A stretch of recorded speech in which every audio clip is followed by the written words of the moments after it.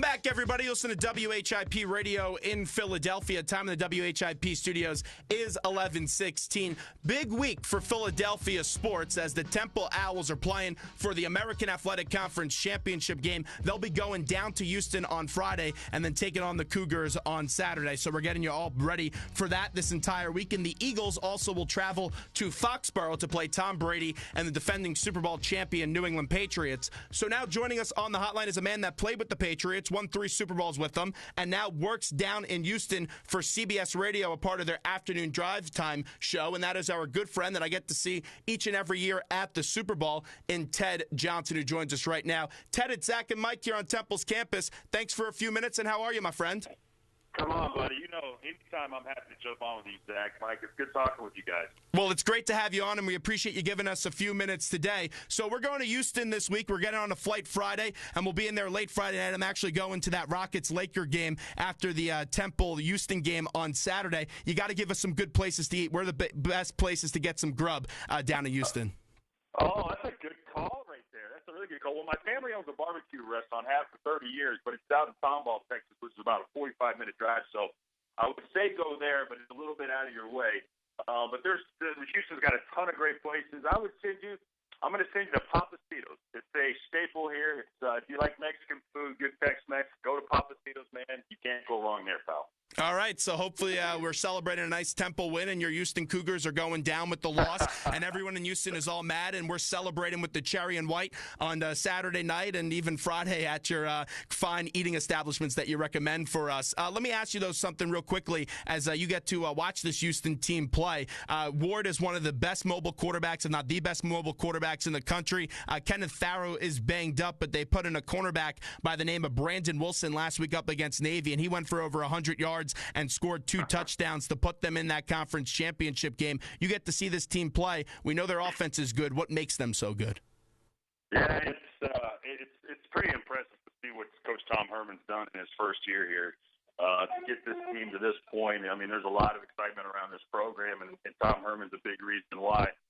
To get this team that he was very obviously unfamiliar with, all those guys he's never coached for, to get them to buy in as fast as they had. It's an impressive kind of thing that he's done. And you mentioned Greg Ward Jr., who early in the season was getting a lot of maybe some Heisman talk. You know, but the fact that they play in the AAC, you know, that's going to limit that a little bit. But his numbers were outstanding. Let's face it, he's the straw that serves the drink for them. He last week against Navy, a lot of his chunk plays, a lot of his explosive plays are kind of broken down plays, kind of a la Johnny Manziel, where the play breaks down, his first read isn't there, he holds the ball, and then he just, escapes and makes plays with his feet. So he's an exciting player to watch. You know, they have a great return man and wide receiver in DeMarcus Ayers, who's always a threat. And you mentioned putting in the cornerback last week as a running back. That's what they do all season long. You know, Zach, Mike, what Tom Herman has done is pretty impressive. They have 2 true freshman guards starting on that offensive line. They've been banged up against that offensive line all season long. Heck, I think 3 or 4 weeks into the season, they had to basically have an open tryout. Anybody who's a student here at UH and thinks they can play offensive line, we're going to hold an open tryout. So they've had issues with injuries all season long, but it's the quintessential, next man up, they plug and play, and they put guys in there, and it's incredible. The defense, too, has been outstanding. It really has been, and the only hiccup they had, of course, was against UConn 2 weeks ago, and it was asking a lot for U of H to win that game, considering the week before they had a huge matchup against Memphis. It was had only lost 1 game the week prior. They came back, I think it was the biggest deficit in the fourth quarter, to win that game with a backup quarterback because Greg Ward Jr. went down with an ankle injury. They won that game, an emotional game. Then they had to go out to UConn, couldn't get it done with a backup quarterback. Greg Ward comes back against Navy and wins. So, look, this team put itself in the championship game against Temple. Everybody's excited. Tom Herman just agreed to a new extension and a pay raise. So U of H football right now is about as hyped as it's been in a long time. You see a lot of similarities between these two teams, both led by two excellent young coaches. Tom Herman on the other side. Matt Rule has done a really special job. And it's funny you mentioned the offensive line thing, because last year I was at a practice, and the offensive line coach here, Chris Wiesahan, asked me to come play offensive line for them. But your defenses, when you played in New England, you guys went up against some really good offenses. Nothing gets better than that Super Bowl in 2001 when you took down the greatest show on turf. The strength of this Temple team, though, is their defense, but their kryptonite has been going up against these mobile quarterbacks. Let's say if you were playing for Temple on Saturday, how would you go about containing Greg Ward Jr. and his lethal attack both through the air and on the ground? Yeah, that's a good call. Let me think here. If I was coaching, contain a guy who's got that kind of mobility and that kind of playmaking ability, I think it's very important that you kind of disguise your coverages. I think it's very, very important that you disguise your coverages. You make him think. You make him hold the ball. You don't want the ball coming out fast. And here's the thing. What you want to do, too, is be very disciplined in your rush lanes. You got to make sure it's more important that you stay in front of the quarterback. If you're rushing and you're getting on behind the quarterback and he's able to extend plays that way, then you're in trouble. So you got to be very disciplined in your run, in your rush lanes, and then disguise your coverage and take away his first read, and you might have a chance. So that's the way I would do it. There really is no easy formula other than just being disciplined, and then when you get your hands on him, make sure you get him down because it's hard. He's a slippery guy. You can see just that he's a very talented runner. He's got really great pocket awareness. So that's what I would do, Zach. We're talking to former Patriots linebacker, now resides in Houston, where the inaugural American Athletic Championship game will be as Temple travels down Friday night, and they'll be playing Saturday. There's a ton of buzz around this Temple football team. I mean, they really came out of somewhat nowhere. Just 2 years ago, they're 2-10, then improved to 6-6. Now they're 10-2, about to play in that AAC championship game. I know that there's a ton of buzz around this Temple team, but what's the buzz down in Houston? Because there were some pretty high expectations. Was this expected, or is this also somewhat coming out of nowhere? Yeah, I would say I think this is a pleasant surprise. It really is. It's the program. It wasn't doing too good here as of late. They've had great coaches come through here. Art Briles has come through. You've had the coach at Texas A&M come through here. So you've had big-time coaches come through here and set this program up. In the last few years, it just hasn't been that good. And when you bring Tom Herman in, of course, I thought it was a steal that the Cougs got Tom Herman. Tom Herman, of course, former offensive coordinator of the Ohio State Buckeyes last year, and a lot of people kind of look at what the Ohio State offense is doing this year, the struggles it's had, its quarterbacks and the like. Just in a big part of people think is that Tom Herman his absence is the reason why. So the Cougs are lucky to have him. He's a unique coach, guys. There's something about him that I've never heard a coach talk like him.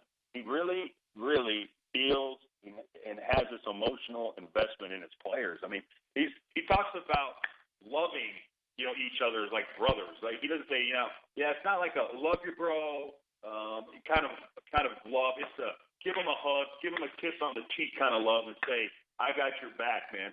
And football players love that, dude. When you have a coach that has that kind of emotional investment in you, and cares about you the way Tom Herman does, you want to run through walls for him. And so, here's the deal: the powers that be, the board of directors here.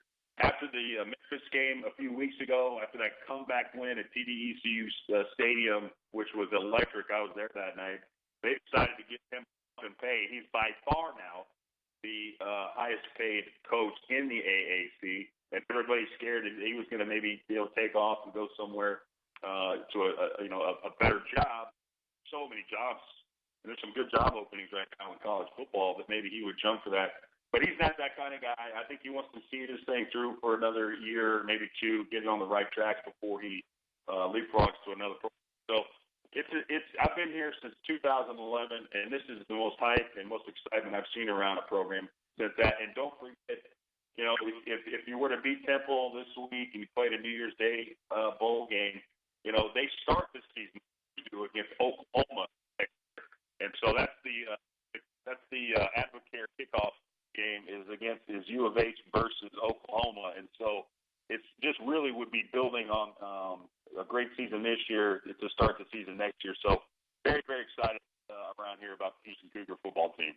While the Owls do travel south, the professional team here travels north to Foxborough, as we mentioned already. And this is a Patriots team that did just pick up their first loss of the season. Likely won't affect them all that much. They are pretty banged up, though, and we had mentioned earlier during this that, you have a mentality about a next man up. That's probably more of a college thing than even a pro thing, because when you have a decimated receiving core right now, as they are injured as the Patriots, what's the mentality? How will Bill Belichick, because you were coached, he coached you, what is he going to do in this situation? He always finds a way, Mike. He always finds a way. It's incredible how he does it. So the next guy, do your job.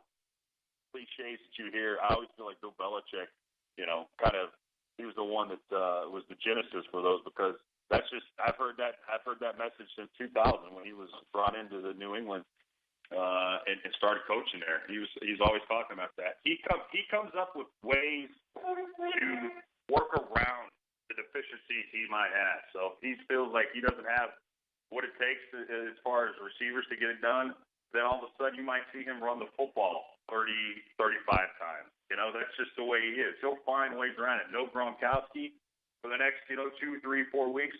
He'll come up. All of a sudden you'll see, Scott Chandler, his Gronk's backup, all of a sudden being utilized in ways he's never seen. So the one thing that makes Bill Belichick so unique and so good is that he isn't this stubborn, old school, we're going to do what we do. And we don't care what the other team's doing. We're just going to do what we do and see if they can stop it. That's crap, man. Everybody's so good in the NFL right now. You can't just line up like the old Cowboys in the early 90s did and say, you know what's coming. You can't stop us.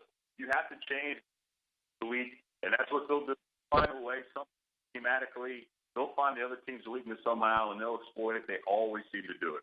You're exactly right, and I could be the first one to tell you that as a Patriot fan. And I know you got to see it from behind the scenes as a player, and what makes them so good is when they rarely lose, they always find the way to bounce back next week, and I just don't think the Eagles have a chance to beat the Pats on Sunday at 4:25. But what are Brady and Bill like after a loss? Because you heard Tom say that was the most frustrated he ever was playing on that past Sunday night game. Salty, but it's one of those deals that you just, they're not used to losing around there. And so when they do, it's not like there's this huge setback, there's this huge, all of a sudden, doom and gloom. It's just, you just refocus, you recalibrate, you get right back to business. Now, it's not a good feeling when you're losing around there. It's just not. But sometimes it's not a good feeling even when you're winning around there, guys, because you always feel like you're singing for your supper as a football player. You know that one bad game or two bad games in a row that you might have a chance. There's a good chance you'll get demoted or you'll get moved out of there. So there's always a heightened sense of urgency around there. And you're right. I don't know the last time they lost back-to-back games. It's got to be years. It's my guess. I don't know, but it's got to be several years since if they've ever lost 2 games back-to-back. So it just doesn't happen.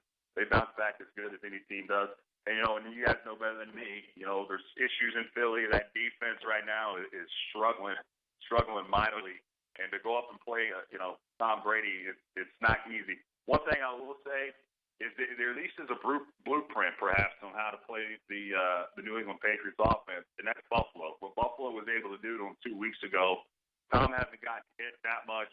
My guess is in any game in his career, and he still was able to pull out and win. So you got to get to Tom, and the best way to do it is not to play a ton of man-to-man, play a lot more zone, mix in some man-to-man, and really disguise your coverages and get to him with 4-man rush. If you start blitzing him, he'll kill you. So you got to do it with a 4-man rush. You got to play more zone than man, and you got to disguise your coverages. Getting back to the part that you're talking about, even when they're winning, you still have to fight for your job or else Bill will go to someone else. I just want to take you back to 2003. Right before that season started, they cut Lawyer Malloy, and Rodney Harrison was in there, and many people thought Rodney and Lawyer were going to be a really special combo. And a lot of people after that 31-0 loss in Week 1 to Lawyer Malloy and those Buffalo Bills team, even Tom Jackson on ESPN said that you guys hated Bill Belichick and they hate this coach. In Philadelphia right now, that's the tune that you're getting in this losing streak, is that they quit on Chip Kelly. Did you guys hate Bill Belichick when he cut Lawyer Malloy? And how'd you guys get past that? Because you guys went on to win the Super Bowl that year. Yeah, no, you got a great memory. That's exactly right. I broke my foot in that game against Buffalo. That just added the insult to injury right there, was to have that and come back for another 9 weeks after that. But it was, you know what, that was a gloomy time for us. That was, because Lawyer was drafted in '96. We went to the Super Bowl in '96, lost to Green Bay. He was our captain, big part of what we did in the secondary. And it was a weird time because Lawyer, Belichick after the 01 Super Bowl, it was a business, man. And I mean, he really started to show some things that maybe we hadn't seen as players before. Like if Lawyer was asked to take a pay cut that offseason, Lawyer said, no, I'm going to play my contract out. And then Belichick waited till the end of training camp to cut him. A lot of us thought, man, that wasn't the right thing to do for a guy that's been a great player for this organization for a long time. If you had planned on cutting him, why didn't you do it before training camp? So that was the first kind of instance where it was like, this guy's cutthroat, man. He doesn't mess around. And it sent a message to everybody that even when it comes to contract negotiation and playing time, he doesn't mess around. So that set us back a little bit. But here's the deal. We start winning, and winning makes all of those feelings go away. And we won a lot, even though we lost that game to Buffalo. I think it was 31-zip. Funny thing is, you talk about symmetry. The last game of the season, 31-0 again. There you go, 31-0. So winning cures all of those issues, all those locker room issues, guys. If you can win, you can overcome some of those things. And I know, with the loss of LaShawn McCoy and Deshaun Jackson, if you're winning, nobody cares about those guys being gone. But when you're losing, that's what people emphasize, and that's what people look to. And you have a report here in Philadelphia that an anonymous agent said to a certain member of the media, I forget who exactly it was, that the players don't trust Chip anymore, and he's lost the locker room. And if they go out there and win, hey, everyone's going to forget about that. They're still in a very weak NFC East, so maybe they could possibly still go out there. But I still have my doubts. I think their schedule is too tough, and I don't think they're that good of a football team. But you get to see Philadelphia sometimes. They're in a 3-game losing streak. The question is, do you think they have quit on their coach and Chip Kelly? Well, it's hard to say. I don't think anybody quits. I think everybody plays as hard as they can. Now, winning, week in, week out winning, it energizes collectively a team. I think as a team, it just everybody's a little bit down. Their energy level's down. Their hopes are down. And if there's no hope, that you maybe have the right guy leading kind of running the ship, then it can get discouraging around there. So I don't know if anybody quits on a coach, that whole thing, quitting on a coach, but I would say that the belief, the self-belief, the collective belief is certainly down right now. And if you can't turn it around somehow, then that narrative just gets more and more and more. And here's the thing with Chip, and I don't know if he has his guys. You need, as a coach, when things are going bad, you need to be able to connect with the leaders of the team. You need to be able to have a few guys in that locker room that believe in you, and I don't know if he has that. I'm not sure if he does. So if he doesn't have, the main guys, the leaders of the team, the guys, the kind of players the guys look up to on Chip's side, that can exacerbate the problem even more, man.